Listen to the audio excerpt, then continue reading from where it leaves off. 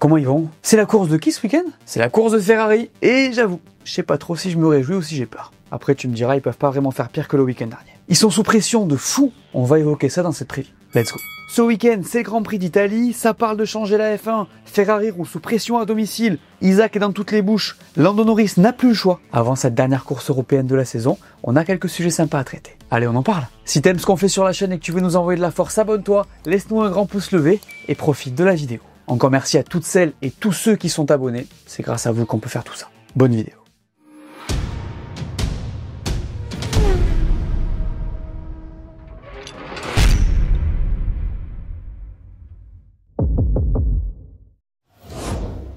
Petit sujet comme ça pour commencer les gars, ça fait toujours plaisir. En ce moment ça discute pas mal de l'avenir de la F1. Et oui, il se pourrait qu'on assiste à une transformation des week-ends dans les saisons à venir. Donc on prendrait des décisions dans le style de celles qui ont été prises en 2021 avec les sprints, qui sont d'ailleurs maintenant bien ancrées dans les habitudes des fans. Alors vous allez me dire, mais c'est pas nouveau, ça fait des années qu'on en parle. Oui, mais on a une confirmation, et je dirais même une affirmation de prise en main du dossier par Stefano Domenicali. En gros, il veut faire changer les choses, et vite. Son premier combat? Les sprints. Tiens donc, devinez ce qu'il veut faire avec ça? Les augmenter. Écoutez ce qu'il a déclaré. Nous devons déterminer s'il faut les augmenter, comment les augmenter et s'il faut utiliser différents formats. Nous avons plusieurs discussions à avoir avec les équipes pour décider de la direction à prendre. Je dois dire qu'à part certains fans inconditionnels de la première heure, tout le monde veut des week-end sprints. Les promoteurs font pression pour ce format et désormais les pilotes sont également intéressés. Les pilotes, je suis pas convaincu, mais bon si vous voulez. En gros, il dit que les essais libres plaisent aux puristes et que les fans veulent de l'action, donc des sprints. Pourquoi pas? Et je peux imaginer que certains pensent ça, mais en vrai perso, je trouve pas que les courses sprint soient hyper intéressantes en termes de racing. Vraiment, je trouve que globalement, c'est assez insipide. Sauf s'il pleut, évidemment. Mais bon, en vrai, pour moi, s'il en rajoute, tant que c'est pas comme en MotoGP, donc toutes les semaines, y a pas de souci.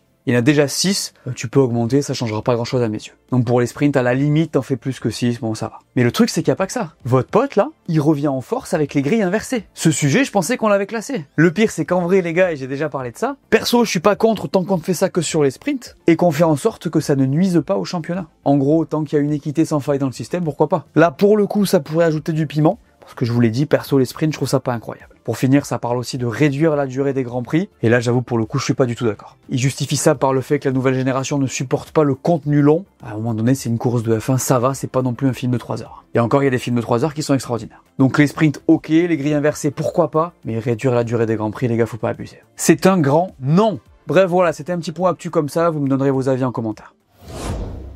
Ça vous plaît les petites rumeurs, non? Ça tombe bien, il y en a une bien sympa qui est sortie. Vous le savez, il y a toujours pas mal de questions au sujet de l'avenir de Max Verstappen en Formule 1. On sait qu'il reste chez Red Bull en 2026, par contre on ne connaît pas la suite et on peut imaginer qu'elle sera faite de changements. Et pour abonder dans ce sens messieurs dames, il semblerait que Ferrari soit une option pour lui pour 2027. C'est son père qui a déclaré qu'il parlait aussi de Ferrari avec Max au sujet de son avenir. En fait, il paraît que Jos Verstappen se serait rapproché de certains membres de la direction de la Scuderia récemment. Du coup, si Charles décidait de bouger ou si Lewis prenait sa retraite, à tout moment ça pourrait être une opportunité pour Max. Tout ça dépendra évidemment de ce qui se passera la saison prochaine. Je peux vous dire que si la Scuderia met une seconde à tout le monde sur le premier tiers de la saison, on va vite entendre dire que Max parle avec eux. Après les gars, j'avoue, j'ai un peu peur qu'on le perde. Là, il a déclaré que si Red Bull était trop loin l'an prochain, il irait faire du GT3 en parallèle. On sait que la F1 le saoule de fou, donc à tout moment, s'il estime qu'il a fini le jeu et que les autres sports auto le tentent plus, on peut imaginer qu'il pense à prendre sa retraite. Perso, j'ai pas envie et je pense pas que ça ferait du bien à ce sport. L'avenir le dira. Voilà les gars, c'était une petite rumeur comme ça avant d'entrer dans les choses un peu plus sérieuses. On n'a jamais autant parlé d'Isaac Hadjar qu'en ce moment, et je vais pas vous mentir, c'est pas pour me déplaire. C'est incroyable de se dire qu'il a été chercher un podium en F1. Je vous jure, j'ai toujours du mal à y croire, même si j'étais convaincu qu'il nous ferait un truc comme ça cette saison. Là, c'est le rookie de l'année, incontestablement. Donc forcément, ça parle énormément de lui. Parce qu'il a fait ça avec une facilité déconcertante. Il y a eu un peu de réussite, je l'ai dit dans le débrief. La V-Carb était folle en perf, mais il a fait ça normal, sans forcer, sans pression. Il a impressionné tout le monde, et le pire, c'est que pour lui, tout est normal. Ça me régale qu'il soit aussi posé, aussi tranquille, et qu'il ait autant de recul sur sa trajectoire. Personne n'aurait imaginé ça avant le début de saison, sauf moi bien sûr, et c'est très bien parce que ça le met là où il doit être. Donc je vous l'ai dit, on parle beaucoup de lui, notamment sur un truc en particulier, le deuxième baquet Red Bull. Et oui, il est pressenti pour prendre la place de Yuki, et c'est normal. Alors là, il y a plusieurs choses à prendre en compte. La première, c'est qu'on sait pas si Red Bull va se dire que Yuki a montré des choses dans la V-Carb, il a été super bon en vrai sur les 2 dernières saisons, et que donc il pourrait lui donner une chance de montrer ses qualités dans une autre ère de la Formule 1, avec une autre réglementation donc. Ça c'est possible. S'ils font ça, ils pourraient garder Isaac chez V-Carb, mais bon, ils ont pour projet de faire monter Lindblad, donc on peut imaginer que ça les arrangera pas. Ensuite, Yuki, c'est un pilote Honda et il quitte Red Bull, vous le savez. Ils vont chez Aston Martin, c'est pas un secret. Du coup, le premier candidat, logiquement, c'est Isaac. Il a jamais autant eu la cote, et il a le caractère pour réussir aux côtés de Max. Le problème, c'est que la Red Bull numéro 2, on connaît l'histoire. Allez voir cette vidéo pour plus d'infos. On peut donc se demander, est-ce que c'est une bonne idée? Tout le monde se la pose d'ailleurs. Eh ben en vrai, pour moi, il n'y a pas de sujet. Il m'a dit dans le podcast, il veut se comparer au meilleur, donc à Max dans la même voiture. C'est une écurie de pointe, qui certes a une dynamique pas ouf, mais c'est Red Bull. Et puis de toute manière, je suis pas sûr qu'il puisse refuser vu que les 4 contrats sont des contrats Red Bull. Perso, je pense qu'il a le caractère pour que ça fonctionne, surtout dans une nouvelle ère où tout va encore changer. Alors là, c'est que mon avis, je veux absolument pas participer à la moindre mise de pression sur lui. Après, lui, de toute manière, la pression, elle lui glisse dessus. Mais bon, c'est juste que je pense qu'il a les épaules pour assumer ce baquet. Bref, on parle beaucoup d'Isaac pour ces raisons. Et en vrai, c'est tout à fait normal vu ce qu'il est en train de montrer. Donnez-moi vos avis en commentaire. C'est désormais officiel, Colton Herta va s'engager en Formule 2 en 2026. Alors c'est un choix qui pourrait paraître étonnant sur le papier. Il aura 26 ans et il vient de l'IndyCar. Mais bon, le gars a un plan. Il veut courir en F1 avec Cadillac. Colton Herta, il est américain et ce qu'il veut, c'est entrer en Formule 1. Alors on se parle, il est déjà pilote de réserve de Cadillac pour 2026. Mais là, l'objectif, il est limpide. Se positionner pour un baquet sur les saisons qui arrivent. Donc prendre la suite d'un Bottas ou d'un Perez. Alors vous vous demandez peut-être, mais pourquoi est-ce qu'il peut pas le faire tout de suite? Eh ben c'est assez simple en fait. Il n'a pas assez de points sur sa super licence. Et c'est là que la F2 entre en jeu. Parce que l'IndyCar, où il roule depuis plusieurs années, tente bien des points FIA, mais moins que la F2 pour des résultats équivalents. Et dans son cas, ses performances récentes ne suffisent pas à atteindre le total requis. Du coup, plutôt que d'atteindre un éventuel coup de pouce réglementaire, Herta choisit de venir faire une saison de F2 dans le système FIA pour valider les points et montrer qu'il est prêt. Bon là, c'est une décision controversée, mais c'est la sienne. Et je pense que quand même, il a raison de faire un pas vers la Formule 1. Je le répète, il est américain, il a la cote aux États-Unis, il a probablement raison de mettre toutes les chances de son côté.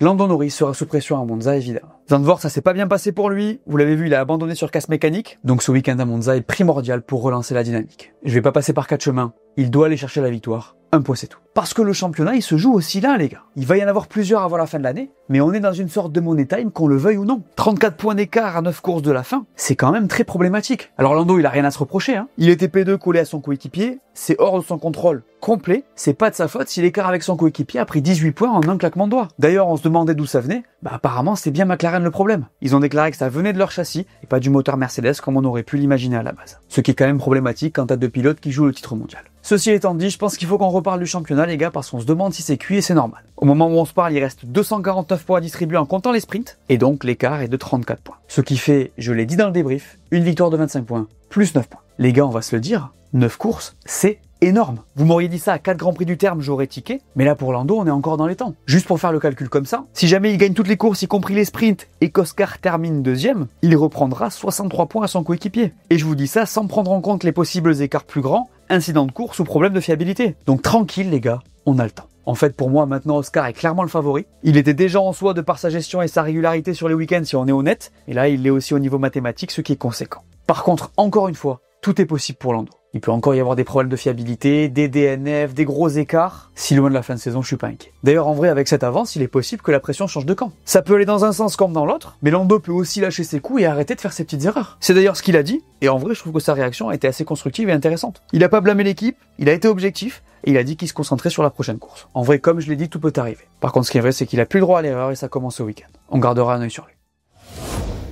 On en parlait dans l'intro les gars, c'est le week-end le plus important de l'année pour Ferrari. Et oui, Monza c'est le temple de la vitesse, mais c'est aussi leur course à domicile. Vous savez, les Italiens c'est des fous de F1, et la Scuderia c'est presque une religion. Ça en vrai, pour avoir été à Maranello et à Imola, c'est une folie. Ils sont dingues de cette équipe. Et c'est ce qui m'amène au point suivant. La Scuderia ça va pas fort. Ils sont toujours P2 au championnat, mais Merco revient fort. Enfin, fort. Et leur dynamique elle est pas folle. 12 points de marqués sur les 2 derniers GP, un double abandon à Zandvoort, une perf cata pour les Lewis en Hongrie. C'est dur. Et avant ce week-end où c'est si important de briller, où ils ont gagné l'an dernier d'ailleurs, ça compte. Parce que je peux vous dire que ça tire la tronche chez Ferrari et qu'à Monza ça va être dur de faire semblant. Le truc c'est qu'il va falloir s'y coller. C'est la course où il y a le plus d'activation marketing, le plus d'opérations, le plus de pression sur l'équipe, et ils s'y rendent après avoir fait ce résultat. C'est chaud les gars. Surtout qu'ils sont pas partis pour aller chercher la victoire. Ça les McLaren devraient s'en occuper, donc le mieux qu'ils pourraient viser c'est un podium. Et le pire dans tout ça c'est Hamilton. Lewis qui aura 5 places de pénalité sur la grille pour ne pas avoir assez ralenti sous double drapeau jaune aux Pays-Bas. Une pénalité, je vous le rappelle, qu'il prend pour une action faite pendant son premier tour de reconnaissance, avant même le départ. C'est terrible en vrai. Du coup, déjà qu'il a du mal à se qualifier haut de manière générale cette saison, ça veut dire qu'on aura peu de chances de le voir dans le top 10 sur la grille en plus. Alors on double à Monza, donc pour les points ça ira, mais bon, vous voyez venir le top 6 maximum qui déplaît. J'ai pas envie de m'avancer, tout est possible, mais c'est pas bien parti. En fait, pour que ça fonctionne de leur côté, il faut qu'ils arrivent à réussir leur vendredi et qu'ils aient des week-ends propres. Ils ont du mal à faire ça, surtout du côté de Charles.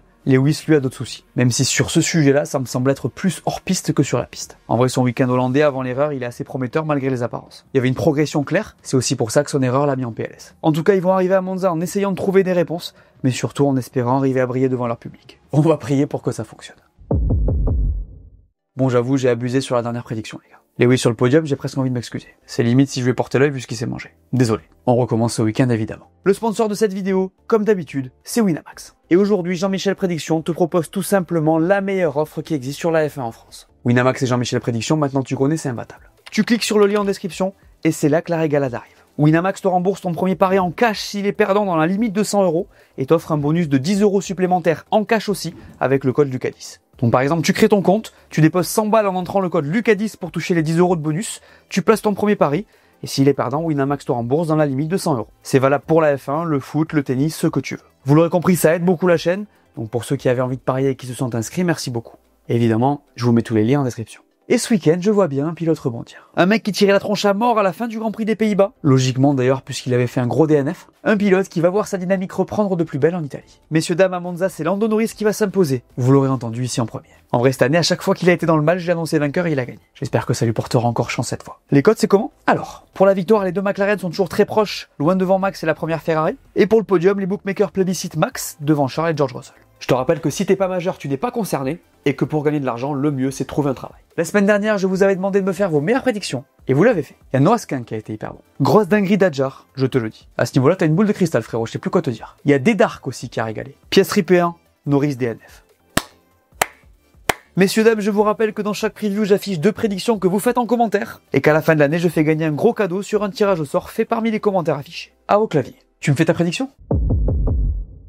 Mais comment Pierre Gasly a-t-il réussi à gagner un Grand Prix de F1 dans une AlphaTauri? Grand Prix d'Italie 2020. Une saison bizarre car perturbée par le Covid, dominée de la tête et des épaules par Lewis Hamilton et Mercedes. Mais à Monza, tout devient complètement zinzin. Gasly part 10e. Le départ se passe correctement. Au 19e tour, il rentre au stand, juste avant qu'un incident déclenche une voiture de sécurité. Hamilton pit, les pilotes souhaitent alors s'arrêter aussi, mais surprise, la pit lane est fermée à cause de la voiture qui est garée à son entrée. Bénéf pour Pierre, Lewis va lui prendre une pénalité. Tout le monde se regroupe, et quand les leaders s'arrêtent, Pierre ressort 3e. La course s'est relancée, mais nouveau rebondissement. Leclerc s'écrase dans la parabolique. Drapeau rouge, les pilotes ont le droit de changer de pneu. Ce sera un départ arrêté, avec Hamilton pénalisé devant Stroll et Gasly. La course s'est relancée. Hamilton serre sa pénalité, Stroll rate complètement son départ. Gasly hérite de la tête de la course. Mais rien n'est joué. Derrière, Carlos Sainz revient à toute vitesse. Sa McLaren est plus rapide. Il remonte. 4 secondes, 3 secondes, 2 secondes. Dernier tour. Sainz est dans le DRS de Pierre, mais il résiste. Il défend chaque mètre, il zigzague même, il se bat avec tout ce qu'il a. Et là... Accélère! Accélère! Il va chercher la victoire. Premier Français à gagner depuis 24 ans. Un an après avoir été rétrogradé de chez Red Bull, un an après la tragique perte de son ami Antoine Hubert. Ce jour-là à Monza, Pierre Gasly a écrit l'une des plus belles pages d'histoire de la Formule 1 française. Et il l'a fait dans une AlphaTauri. Alors ce circuit de Monza, mythe total du calendrier de la F1. Le temple de la vitesse a été construit en 1922 et a accueilli une course de F1 tous les ans depuis 1950, sauf une fois. Légendaire, je vous l'avais dit. Comme son nom l'indique, ce circuit est rapide, les pilotes feront d'ailleurs 80% de leur tour en pleine charge. On fait un tour ou quoi? Allez, c'est parti pour cette longue ligne droite des stands. Ici, bien entendu, les pilotes auront le DRS pendant la course. Au numéro 1, on va sauter sur les freins le plus tard possible et plonger dans cette chicane où il sera tout à fait possible de dépasser. À la sortie, c'est le plus tôt possible sur les gaz cette fois. Ici, la motricité sera clé. Là, c'est à fond dans la courbe grande à la fin de laquelle le secteur 1 se termine. Il y aura à nouveau un gros freinage dans le numéro 3. En sortie, on monte sur le vibreur, mais pas trop, avant de repartir à l'enchaînement d'Elesmo qui sera clé dans ce tour. Dans la ligne droite qui suit, les pilotes auront à nouveau le DRS pour essayer de dépasser dans la Ascari, ce qui n'arrive presque jamais. Dans ce virage, on rentre le plus vite possible. À noter que les voitures ayant choisi de mettre de l'appui auront un léger avantage. Ici, c'est une nouvelle ligne droite mais sans DRS, qui nous mène tout droit au virage le plus mythique de ce circuit, la parabolique. Les pilotes prendront ce virage sur le 5e rapport et remonteront les gaz le plus vite possible pour aller signer leur chrono. C'est donc la fin de ce tour. Vous aimez ce tracé ? La météo du Grand Prix d'Italie. Vendredi, il fera beau et chaud, samedi, ça devrait être à peu près pareil, et dimanche, on devrait aussi voir des conditions similaires. Le programme de ce Grand Prix. Vendredi à 13h30, on aura les FP1 et à 17h les FP2. Samedi à 12h30, ce sera les FP3 et à 16h les qualifs. Et dimanche à 15h, le Grand Prix. Pour ma part, samedi à 14h, je serai chez Winamax sur le plateau de pole position. Et dimanche, je commenterai peut-être le Grand Prix sur ma chaîne Twitch. Je dis peut-être parce que mon ordi est en réparation, je croise les doigts pour l'avoir à ce moment-là. Les gars, comme d'hab, je vous recommande l'une de mes vidéos que vous allez kiffer. Et pour surfer sur la vague Isaac Hadjar, je vous propose à nouveau d'aller voir l'épisode de mon podcast sur lequel je l'ai invité. Vous m'en direz des nouvelles. On se voit pour le débrief. Voilà, merci à tous de m'avoir écouté, j'espère que cette vidéo vous a plu, laissez-moi un pouce bleu, dites-moi en commentaire ce que vous pensez qui va se passer ce week-end. N'oubliez pas d'aller voir mes dernières vidéos que vous n'auriez pas vues, dites-moi tout, et on s'abonne. Allez, ciao!